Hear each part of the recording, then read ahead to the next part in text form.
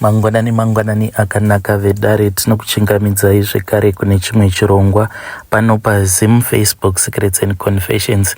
Tadzoka zvekare nemamwe mamessages. Regedzai tibva tapinda mumamessages edu atadzoka takakubatirai. Message yedu yekutanga yakamira sekudai so. Hanzi makadii zvenyu mukomananshi, ndinokumbirawo kuti munge muchindiposterawo nyaya yangu makavikawo chitupa changu. Inini mukomananshi ndiri murume ane makore 32 ekuberekwa.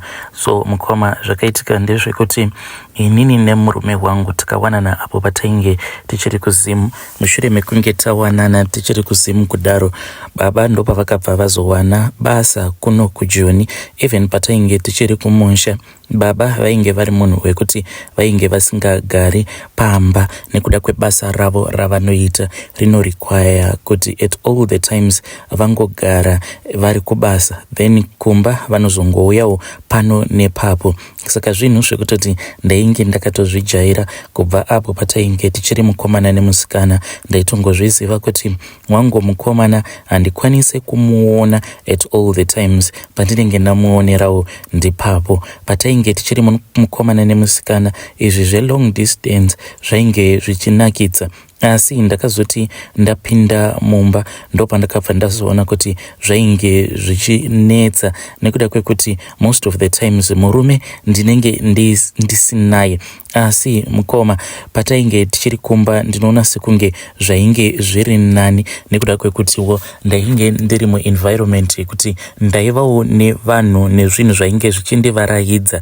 Ndainge ndichigara pamba pevabereki vemurume wangu. So murume akazoti auya kuno kuSouth Africa, inini ndo paakabva azonditumidzira mari, akabva azoti ndinge ndichizomutevera. Ndokubva ndazomuteverawo kuno kuSouth Africa. Pandakamutevera kuno kuSouth Africa ndainge ndiine pamovhiri. This was last of last year apo paakanditumidzira mari yekuti ndinge ndichimutevera. Ndakazoti ndauya kuno kuSouth Africa ndikangosvikawo ngoma ndiyo painge pasina kana chainge chambochinja. Murume anongogara ari paroad achingomanija maprojects for the company iyo yaanoshandira. Aiwa mukoma neentertainment iri kuno ndakabva ndangozviudza kuti there was no need yekuti ndinge ndichizvitocha too much nekuti murume haagare ari pamba. Ndikangoti ndinenge ndichingoita izvo zvandaijaira zvokungoswera zvangu ndichiona TV. So dambudziko rakazotanga kuitika mukoma nderekuti murume wangu akabva azotanga kubehave sekunge munhu akasungwa. Aiti kana ari kubasa paya munenge muchitotaurirana mune zvakanaka, achitondiudza kutoti iye andesuwa ende paari kuuya ari kuda kuti tinge tichizonyatsokunakirana, kusvikisana kumagomo chaiko pakutapirirana. Asi murume aizoti kana azouya manje obvaona kuti dololo. Ndaiti kana ndikazama kuimutsa kumuka yainge isingatombomuki. Aikwanisa kuti kana akauya, nekuti aiwanzokuuya sometimes iri Wednesday then kunosvika Sunday obva azodzokera zvake. Saka aiti kana auya paya mukoma pamadays ose iwawo paanenge auya maikwanisa kufind out kuti munenge mangoita only once then yobva yatorara zvekutoramba chaiko mukoma. No matter what we would try to do yaitoramba. Takazama kuti iye ange achinwa mapiritsi aya anoita kuti iwane simba, but still zvainge zvisingashandi. Asi chaindinetsa ndechekuti murume aiti kana ari kubasa, kana ukamuti nditumidzire picture wainyatsokuona kuti inenge yakanyatsokuita simbi chaiyo, yakanyatsokumira. This thing zvinhu izvi zvakaramba zvichingoitika mukoma.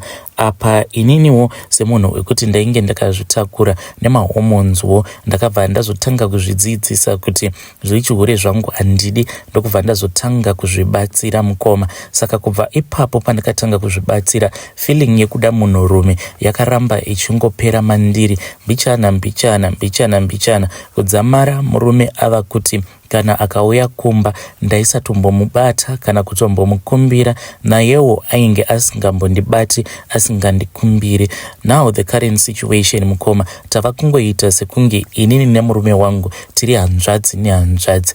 Murume anokwanisa kutouya kana ka2 per month, then ka2 ipapo paanenge auya per month murume anotodzokera kubasa pasina kana chaanenge amboita kana tsvodi chaiyo. Iye akangoti it means kuti inini handisi kukuitira, saka nyangwe confidence yekuti ndinge ndichiita newe handisi tomborina. Saka mubvunzo wangu mukoma ndewekuti ndoramba here ndakagara in this marriage ndichingoita izvezvizvi zvekuzvibatsira, plus ndakanzwa imwe confession about matoyi. Ndotsvaka toyi hangu here, toyi iyoyo yongoita hayo chikomba changu so that ndinge ndichingochengetedza marriage yangu. Kana kuri kuchengeta, murume wangu anochengeta to the last chaiko, zvekuti vanhu vazhinji vanotoona kuti mukadzi uyu anozvichengeterwa zvake. But dambudziko ndiroro rekuti tambo yacho haisi kusvika kuparafini. Zvino tambo zvaisiri kusvika kuparafini ndozvifambisawo sei? Ndibatsireiwo mhuri yeZimbabwe. Ndotsvaka here chikomba physically kana kuti ndongoitawo zvekushandisa matoyi sezvandakangonzwa, ndongoodhawo changu chitoyi online, then murume ndobva ndazongomeka sure kuti you will never find a secret about this toy iyo yandinenge ndaorder online. Please ndibatsireiwo. I am just weighing my options kuti ndoita plan A here kana kuti ndoita plan B. Inini nemurume tambozama kuti tinge tichienda kumaprofita akasiyana siyana, but still hapana kana zvazvakamboshanda. Murume akanwiswa mvura dzinovava, murume akadyiswa maporridge anovava, neniwo mukoma ndakadyiswa zvinhu zvinovava, but zvose izvozvo hazvina kana zvazvakashandura. Tambo still iri kungotadza kusvika kuparafini. Ndingangoti kubva zvandakapinda mumarriage up until today, pandingangoti ndakapedza mukoma, it was only once apo patainge tichiri mukoma nemusikana. I remember that night. Ndipo pega pandingangoti murume wangu akakwanisawo kundisvitsawo kwekupedzisira, but pose apa mukoma paya pandinenge ndava kuda kunosvika, then ndaibva ndaona kuti yaibva yazongoponja. So this is where I am currently staying. Ndiri munhu akangogarawo mumarriage, asi chacho chakandiunza mumarriage ndo chiri kugara chakaponja, hachisi kuda kundinakira. Hey vedare, ndo message iyo yandakatumidzirwa ichibva kuna vahanzvadzi vedu. Hanzi I am now 32 years old. Kubva zvandakapinda mumarriage handina kana kumbogara ndakanakidzwa nayo marriage yacho iri kungondirwadza. Not kuti murume anonetsa, but hanzi tambo yacho haisi kusvika kuparafini. Saka ndiri kutsvakawo munhu angandipawo advice yekuti should I go with plan A kana kuti plan B. Hanzi plan A ndiye kuti ndongoita zvangu chikomba, but chikomba ichi it will be a toy, not munhu. Then plan B hanzi ndongoita chikomba futi, but chikomba ichi chinenge chitori a physical boyfriend. Saka ngativabatsireiwo vahanzvadzi vedu ava mucomment section. Regedzai tibva tienda panyaya yedu inotevera. Nyaya yedu inotevera yakamira sekudai. So hanzi makadii zvenyu mukomanachi, ndinokumbirawo kuti munge muchindiposterawo nyaya yangu makavikawo chitupa changu. Inini mukoma nyaya yangu yakamira sekudai. So ndiri mukadzi ane makore 52 ekuberekwa.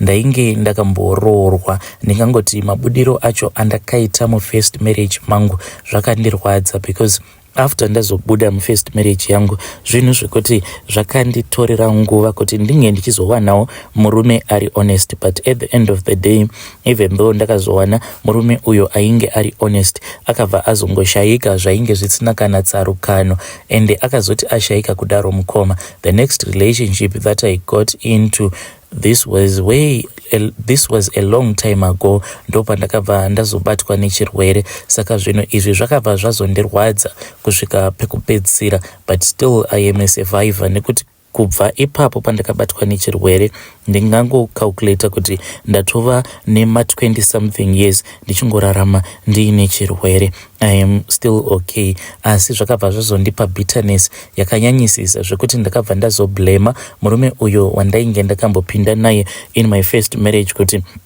dai iye asina kumbogara akandirwadzisa kusvika pekupedzisira zvekuti akazondiunzira umwe mukadzi mumba, ndingadai ndichirimo mumba naye. Saka bitterness iyi mukoma yakandisvitsa kwekupedzisira. Apa inini ndine mwana wangu mukomana firstborn uyo wandakaita neex-husband yangu. Saka mwana wangu uyo mukomana zvandakazoita ndezvekuti mukukura ndakabva ndazotanga kufamba ndichingodawo kungoziva kuti pamwana wangu uyu painge pasinawo zvainge zviripo here.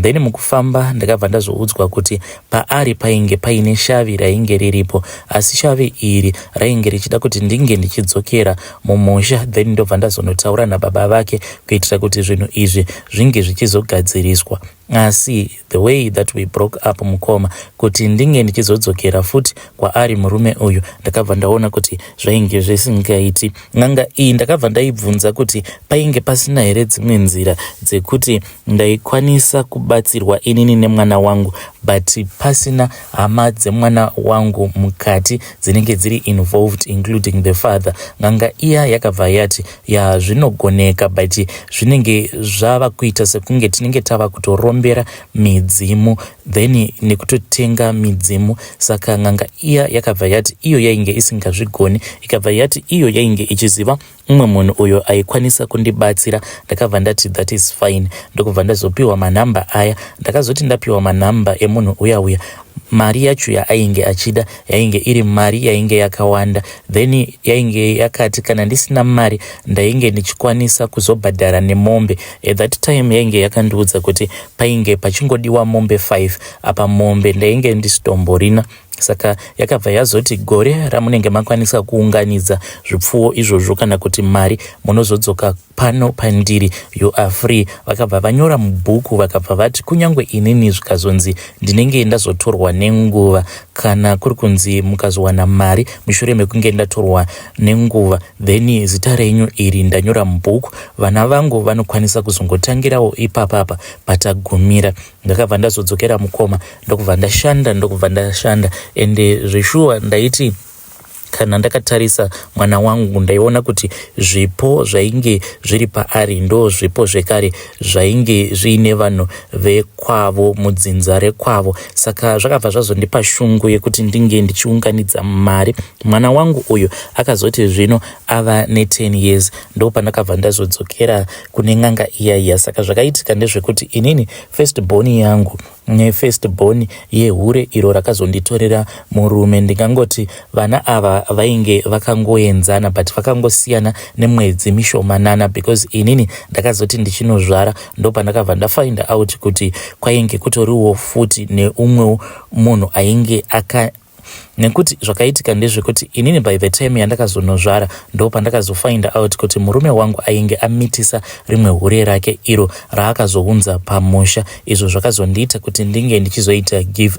up. Saka ndakazoti mwana wangu ndadzokera naye ndokubva ndaona kuti sekuru vaya vainge vakashayika. Then vana vacho vakabva vazongovhura bhuku iro rainge riine mazita evanhu vose avo vainge vakabatsirwa nababa vacho, ndokubva vazoona kuti ranguwo bhuku rainge riripo nepacho apo pavainge vakanyora kuti kana ivo vasisipo vana vavo vozotangira pai, ndopavakabva vazotangira ipapo. Ndikabva ndazotanga kubatsirwa. Then mwana uya akabva azoti kwandiri, mwana uyo ainge ava kuitawo zveun'anga pachinzvimbo chababa vake, akabva azoti zvinhu zvacho zvainge zvakanyorwa nababa vake hanzi painge pachidiwa ropa, but ropa iri rainge richidiwa hanzi rainge riri ropa rembudzi, ndo rainge richazoshandiswa kuti pange pachizokwezvwa midzimu kudzinza remwana wangu. Ndokubva ndazobhadhara mari iya. That time ndainge ndakwanisa kuunganidza mombe 3 zvekare nemari. Saka pakamari kandainge ndiinako padivi ndakabva ndazobhadhara, tikabva tazopiwa mbudzi. Mbudzi iyi yakabva yazoslotewa, then nyama yacho yakabva yazonzi nyama iyi yaifanira kuti inge ichizoenda kunoraswa kuitirawo kuti zvipuka zvesango zvinge zvichizodya nyama iyoyo. Zvadaro mukoma mwana wangu akabva azotanga kugezeswa neropa riya. Chakandinetsa mukoma ndechekuti ndakabva ndazonzi pahama dzemurume wangu ndaifanira kuti ndinge ndichizotsvaka zita randinenge ndichida kuti tinge tichizoteketerera pariri. Zvandiri. Inini at that time ndainge ndisingazivi kuti ko tainge tava kuda kuteketerera kuti zvinge zvichizoita sei. Anyway, ndakati ndaudzwa kuti painge pachidiwa zita, ndakabva ndazongotaura zita remwana wemukadzi uya ureriya rekunditorera murume wangu. Ndakati ndataura zita riya mukoma, ndakabva ndazoona chimwe chamupupuri ichi chakangobva from Norway, ndokubva chauya chikabva chatanga kutenderera pamwana wangu. Saka ng'anga iya yakabva yazoti zvaendwa izvi, ndokubva yazoti zvatainge taita kwainge kuri kungofanana nekuti tainge tatengera midzimu. Saka midzimu yose iyo inenge yakabata maropafadzo hanzi yainge ichazotevera mwana wangu for the rest of his life. Then ndikabva ndazobhadhara mukoma, inini nemwana wangu tikabva tazodzokera zvedu kumba. Mwana wangu uyu mukoma akura. Pari zvino mwana wangu uyu ane makore iye 27 ekuberekwa, but nezera rake mwana wangu uyu mukoma atova nemarori. Iye mwana wangu akabva azowana zvake mukadzi wekuMozambique. Pari zvino ndiko kwatigere. Mwana wangu uyu ane truck rake, zvekare ane bhazi rake mukoma. Ende ndinotoona kuti zvinhu zvakaitika kwaari zvinhu zvainge zvisitombori normal kuti at the age of 27 atova netruck zvekare nebhazi. Asi mwana wangu secret iyi handizivi hangu kana achizvirangarira kuti mama vakambonditora pandainge ndiine 10 years vakaenda neni kune imwe ng'anga, then ndikabva ndazonogezwa neropa rembudzi pakabva pazoitwa dzimwe mhiko. I don't know zvangu nekuti handina kumbogara ndakamubvunza. Asi izvi ndo zvandakaitawo pamwana wangu. Asi zvakazoitika ndingangoti mwana wangu apo paainge ava nemakore 15 ekuberekwa, then mwana wemukadzi uya ureriya rekunditorera murume wangu, mwana wacho akabva azoshayika. Mwana uyu mukoma mashayikiro acho aakaita ndeyekuti akati achibva kuchikoro, saka ainge aine rimwe bhasikoro rake raainge ainaro. Hope idzi ndainge ndadzirota the previous night, ndakatomurota achitochovha bhasikoro rake. Saka akati ava kudzika pane umwe mutenu, so painge paine kamwe kabridge, then bhasikoro rake rakabva razobva zvimahandles zvezviya, then iye ndokubva atonowira mukarukova. But karukova aka kainge kasina kudzika, asi zvakaitika ndezvekuti mwana uyu ndiriko kuhope kudaro ndakazoti ndanomunyurura mumvura muya maainge anyura, ndokubva ndazoona kuti musoro wake wainge wakatsemuka, zvichirevera kuti mwana uyu akaenda akanorovera padombo mukarukova ikako. Then the following morning ndakabva ndazofonerwawo neimwe shamwari yangu uyo aigara uko kwandainge ndakamboroorwa. Akandifonera achindiudza shoko iroro rerufu. Ndakamubvunza kuti chii chainge chaitika, ndokubva azondizivisa kuti mwana uyu hanzi ainge achichovha bhasikoro rake, then bhasikoro rare rakabva razoita problem, iye ndokubva azonowira mukarukova kaya, but akabva anorovera nemusoro wake ndokubva atofira paspot. Zvinhu izvi mukoma zvatova nemakore akawandisisa zvaitika, but ndine nguva dzekuti kana ndikagara pasi so ndiri ndoga mukoma ndinoita sekunge mwana uyu ndinomuona. Nyaya iyi mukoma handina kana munhu wandakambogara ndakaiudza. Ndimi munhu wekutotanga kutoudzawo nyaya iyi yakaitika kwandiri. Zvose zvandakaita mukoma ndakazviita ndiri pakati pebitterness. Asi yambiro yangu ndiye kungoti kune vakadzi avo vanoda kuzopinda mumamarriages but vachitoona kutoti papo paunenge uchida kupinda panenge paine umwe munhu, ndinoda kungova advisa ndichiti zvinhu zvavanenge vachida kuita zvinhu zvine njodzi mukati. So at all the times make sure kuti kana wasarudza kuda kupinda murelationship usazounzwa mumosha mekuti munenge muine umwe mukadzi anenge arimo, because munhu iyeye kunyangwe zvikanzi anenge akavengwa sei nehama dzemurume, but munhu because inini even though ndakarambwa nemurume zvainge zviri rough, but many years later mukoma ndipo pandakazofambira nyaya dzacho out of bitterness. Vedare ndo message iyo yandakatumidzirwa ichibva kuna vahanzvadzi vedu. Vakabva vati mukoma ndanyora nyaya yangu ndichimhanya apo pandaita mistakes, please zamaiwo kuverenga muchigadzirisa, hoping kuti maunderstanda nyaya iyi. Vedare ndo message yandanga ndakakubatirai. Please ngatitaurei navo mucomment section vahanzvadzi vedu ava.